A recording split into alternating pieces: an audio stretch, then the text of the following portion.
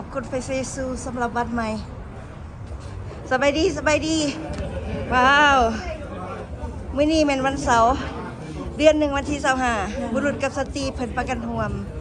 มกันนมัสการพระเจ้ามื้อนี้เนาะสบายดีอาจารย์สมเลยสบายดีเป็นแล้วนะงามแท้วันนี้ยิ้มเด้อสิอันสิใส่หูให้1 2 3ขอบใจสิฮอดโมงแล้วเพิ่นสิเริ่ม9:30นบุรุษจังนั้นนะสบายดีสบายดีสบายดีเลยป้าสบายดีแซ่บบ่ข้าวต้ม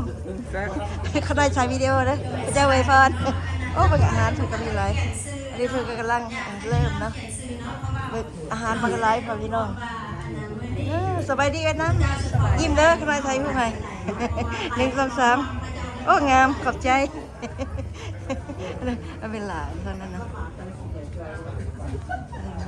โอเคอันน่ะสิบอกเลยเนาะว่าเพื่อให้เป็นการเสียเวลาเพื่อมาให้กิน เพื่อ กัน ให้ เดี๋ยว เป็น ลา การเสียเวลามันจะเป็นการห้องน้ำเป็นห้องน้ำ ตายที่ว่าสบายดีพ่อลุงสบายดีเจ้าไอ้พอนซิสเตอร์สบายดีกันกินอยู่ห่างแฮปปี้นิวเยียร์เจ้าไอ้พอนสบายดีพ่อลุงสบายดีเสิร์ฟนั่งเด้อนั่งใส่ก็ได้นั่งบนได้ก็ได้หันนั่งรถเลยโอเคพันธิเลิฟแล้วเนาะพี่น้องมื้อนี้แม่นบุรุษสตรีชาวคริสเตียนเมืองไฟสโนเพิ่นพากันเฮ็ดนมัสการพระเจ้ากันล่ะมื้อนี้เพิ่นสิมีการกินข้าวร่วมกันร้องเพลงสรรเสริญพระเจ้าแล้วก็อธิษฐานร่วมกันเนาะแล้วก็นะก็น้อยก็สิบ่ได้ถ่ายหลายดอกถ่ายเอาแต่น้อยๆนึงแล้วก็พอเพราะว่าสิได้ไปขอบคุณพระเจ้าแล้วก็ไปนมัสการพระเจ้านำเพิ่นเนาะเบิ่งมักไม้นี่ก็งามอันนี้มันหยังนี่อันนี้มักโมโอเคอันนั้นมักเกียงโอ้ขอบคุณพระเจ้าอันนี้มันยังนี่มักกล้วยมักกล้วยเอเชียนตัวนี้ไข่ได้ไหมป้ากินมักกล้วยน้อยไหมนี่มักกล้วยน้อยนี่เป็นตะแพงนี่จะเอเชียนบานาน่า so cute แต่น้ำห้อนปะอันน่ะมีน้ำห้อนกับกาแฟเอารสอันนี้เป็นน้ำห้อนตัวนี้เลยอันนั้นมันคือมันกับน้ำห้อนเห็ดกาแฟฮะนะโดยน้ำห้อนสบายดีน้องยิ้มเด้อคนน้อยไทยผู้ไปซิสนาเฮอรี่โอ้ไอ้น้ำวันนี้งามได้ซิสเตอร์ยิ้มเด้อโอ้มันแสงแดดส่องวันนี้เห็นกระเจ้าประสคน1 2 3โอเคมาเลยเอาไหมได้แบบซี่คือจักสิงามโอเคขอบใจวิดีโอพร้อมเด้อนี่เด้อคูบกับวิดีโอสบายดีพอมาปีนสบายดีบอกแฮปปี้นิวเยียร์โอ้พักอีกยังนี่พักนอกมันวันนี้นะโอ้มากินกับยังหันโอ้ขักนอกคืออยู่เมืองลาวใช่ปะสบายดีแม่ซีซองขอบคุณพระเจ้าวันนี้ทุกคนสบายดีเนาะโอ้มันเขาไม่เอาอันนี้ไว้อีกก่อนอันนี้มันเหม็นแนวงุ่มอันนี้ตั้งนี่ซะเนาะฝามัน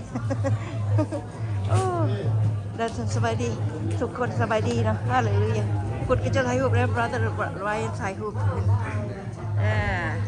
งามตัวนะแมวิลัดกับเวทซอมบี้กับไรอัน0ถ่ายรูปเนาะมือดนตรีเขามือดนตรีของคริสเตียนเมืองเฟสโนมือนี่0เนาะน้องชายไบรอันโอเคถ่ายไปเบิ่งเป็นความจำที่ดีจะหน่อยขน่อยกับสาวไทยโอเคพ่อพี่น้องขน่อยจะไปนมัสการพระเจ้าเลยเดี๋ยววันนี้เด้อสบายดีเสิร์ชเข้ามาอ้อมเบิ่งนะสบายดีนะทองดียิ้มแล้วใส่หูหายเอายิ้ม1 2 3โอเคโอ้งามหลายพระเจ้าไว้พรสิเซลฟี่ว่าโอเคเอาโอเค thank you โอเคคนไหนสิไปนมัสการพระเจ้าเลยเด้อวันนี้นะโอเคมาใส่ให้มาใส่ให้เอายิ้ม